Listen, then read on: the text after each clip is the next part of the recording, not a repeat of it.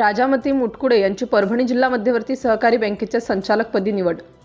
परभणी जिल्हा मध्यवर्ती सहकारी बँकेच्या संचालकपदी हिंगोलीचे आमदार तानाजीराव मुटकुळे यांच्या सूनबाई सौ राजामती शिवाजीराव मुटकुळे यांनी या निवडणुकीत विजय संपादन केल्यामुळे सौ राजामती मुटकुळे यांचे सर्वत्र अभिनंदन होत आहे। सिटी इंडिया न्यूजसाठी हिंगोली प्रतिनिधी शिवाजी करहाडे।